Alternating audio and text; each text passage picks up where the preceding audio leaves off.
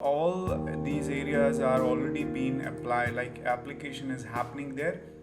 So with social media sites over taking television as a source for news for young people and news organization increasingly reliant on social media platforms for generating distribution.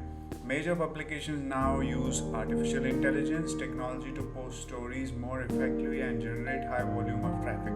So now social media is also using all these AI applications to get more traffic and all. Facebook is using, Google and other news channels are using. Now social media news channels are there, so they are using it. AI can also produce deep fakes in content altering technology. Uh, ZDNet reports it's present something that didn't actually occur through 88% Americans believe that deep fakes can cause more harm than good. Only 47 of them believe they can be targeted.